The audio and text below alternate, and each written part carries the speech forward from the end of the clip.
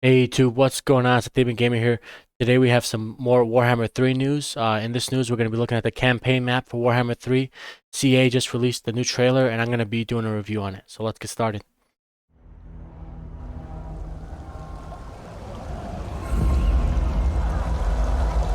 Beyond Reichland, Ostermark, and the reach of the Empire stands a frozen bulwark. Kislev, a fractured kingdom besieged from within and without by enemies of ideology and chaos. Tsarina Katerin, daughter of Tsar Boris the Beloved, rules from the peaks of the Boka Palace in the city of Kislev. The Ice Queen must lean heavily on her ice court if she means to bring order and security to these turbulent lands. One thing I can see right here already is that they definitely took inspiration from Russia in this portion of the map. Calling her a Tsarina, obviously, and just having, the kind of cold, foresty environment, definitely taking a page from medieval Russia, so it's cool to see.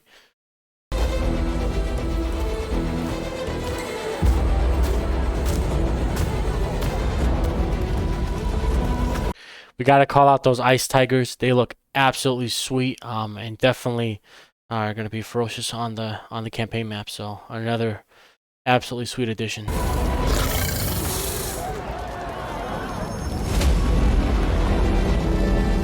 But there are those who do not approve of Katerin's reign and would sooner see themselves in power. It's from Castle Alexandrinov, stronghold of the Great Orthodoxy and seat of Supreme Patriarch Kostaltin, that the Tsarina faces the most immediate threat to her rule. These two Kislevite figureheads vie for the people's devotion, so they might employ powerful boons from their pantheon of gods. A couple cool things here. Looks like she's basically having a civil war with her church faction, so it's kind of really cool.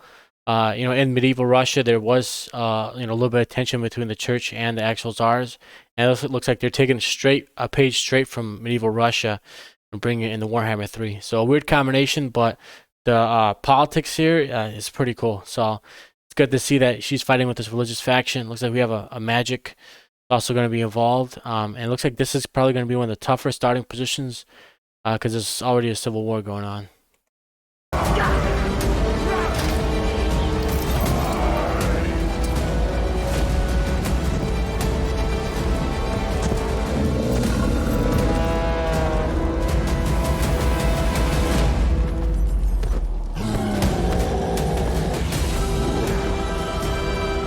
Further north, between the northern and eastern oblasts, stands the Cursed City.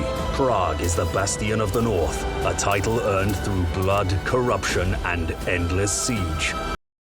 Yeah, it looks like you're definitely taking pages from medieval Europe in this portion of the map, calling it Prague, which is obviously a city in Eastern Europe. So it's cool, I guess, that they're kind of mixing that in a little bit. We saw the demon back there, which looks absolutely epic. It's going to be cool to see how that affects the campaign map.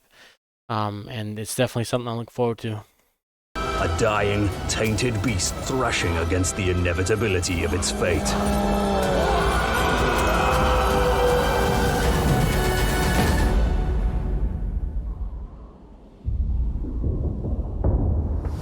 In the east, far from Kislev's frosty plains, loom the deadly mountains of Morn. Here, ogres and other merciless beasts make their home, though none more awe-inspiring than the deified Firemouth volcano, from which magic-wielding ogres known as Firebellies draw their considerable power. Yeah, this portion of the map looks, complete opposite of the previous portion. Looks like you're going to have a lot of choke points. Looks like you're going to have factions that you're going to be forced to fight with just to gain access to portions of the map. So this is probably going to be, moderately difficult, in terms of what you have to do. And it definitely looks like you're going to have to more strategically think out which way you want to conquer. But cool nonetheless.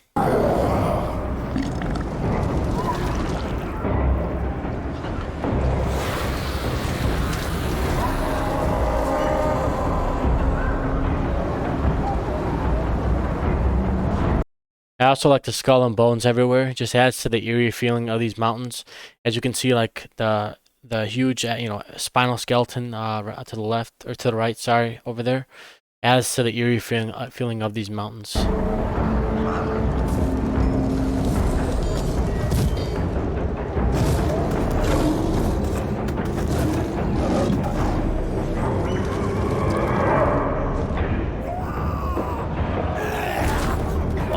winding ivory road, the Great Hall of Greasus can be smelt before seen. Inside, Greasus Goldtooth the Over-Tyrant counts his riches and gorges on the spoils of his bountiful greed, all the while accepting mercenary contracts from anyone with deep enough pockets. It looks like this ogre faction is going to be maybe one of the easier factions to play. They're kind of alone by themselves. Looks like they have good mercenary contracts as well. So it looks like this may be one of the easier factions in the game.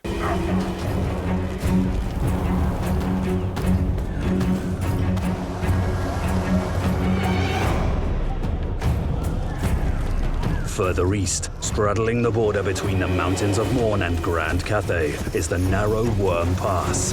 Though far from home, Scrag the Slaughterer and his insane rabble have pilgrimaged from the west to pay tribute to the Great Maw, their violent god. Scrag drags behind him a mountain of bloody offerings to feed the beast in exchange for sinister rewards.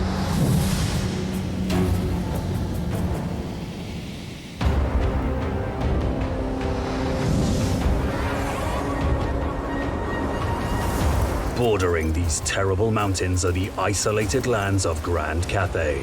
Past the Warpstone Desert in the heart of the wastelands of Jinshin, Zhao Ming defends Hanyu Port from brazen ogres and burrowing Skaven. It is the duty of the dragon siblings to maintain the harmony between yin and yang. Doing so will ensure Grand Cathay's strength and prosperity. One thing you can definitely see as well is that they definitely took different countries, kind of made them the basis for different areas. This area, for example, looks to be like China, you know, with the large river that runs through China right here, the winding river, and some of the other aspects. Definitely looks to be China inspired, and it's definitely cool that you're going to get that variety within the factions.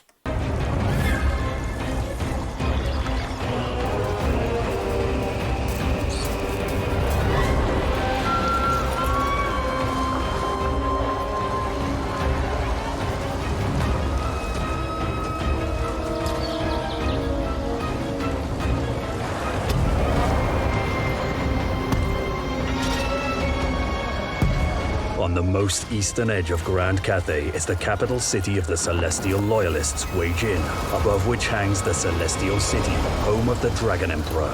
With a turn of the Wujing compass, the Dragon Emperor's children can carve out Cathay's fate, economic powerhouse or machine of war. And another thing you can see here too is obviously taken straight from China is the Great Wall of China. You know, obviously that was built to keep out barbarians, but here it looks like it's built to keep out the chaos. So that's going to be interesting for this faction. I think that this faction is probably going to be one of the hardest factions to play, just because you have that double responsibility of holding off chaos, right? You know, to not let it through the wall, and then also fighting the other factions to expand. So that'll be interesting. I wonder if this faction doesn't have a buff against chaos, but we'll see how that plays out. The compass decides. The Great Bastion snakes and weaves across miles of country, physically separating Grand Cathay from the chaos wastes beyond. For centuries has this wall stood firm, repelling legions upon legions of twisted demons and foul chaos worshippers. The Cathayans must remain vigilant, for the threat of invasion is ever growing. Yeah, and what's funny is they made China sort of like in Game of Thrones, like the northern factions, basically, where they're kind of responsible for keeping the chaos back. So they made this little area. I shouldn't say China, but they made these factions basically kind of like the Night's Watch in Game of Thrones, where they're the ones that, you know, if they break this wall, then the whole map will get invaded by chaos. I think that's going to happen anyway, because usually it does in Warhammer games. But cool to see that they did that. Past the lands of stone and steel is Gunpowder Road, home of Nangao and Miaoying. From here, the Storm Dragon rules the northern provinces and garrisons the Great Bastion. To fund such a task, she dispatches caravans along the Ivory Road, trading with distant lands beyond the mountains. And another thing too is they're literally the Night's Watch faction, you know, garrisoning the wall. So you have really a Night's Watch faction. I think that faction may have an even more difficult spot than the faction next to it, because it looks like they don't have as much funds or as much lands. So it's going to be interesting to see, again, are both of these factions going to get buffs against chaos, and what's going to happen when chaos does invade? What's going to happen to this wall? Hers is the task of unending stewardship. For if the bastion falls, it's the people who suffer. Yeah, so that was a review of the first look for the campaign map in Warhammer 3. It looked pretty epic. The map had a complete variety, both in factions and in places that you can do. Looks like it has some strategic choke points as well, so it'll be interesting to see when the game comes out. I'm definitely more excited after seeing that campaign map, just in terms of the variety. So yeah, if you guys want more Warhammer 3 news, make sure to like, comment, subscribe. This has been the Theban Gamer, signing off.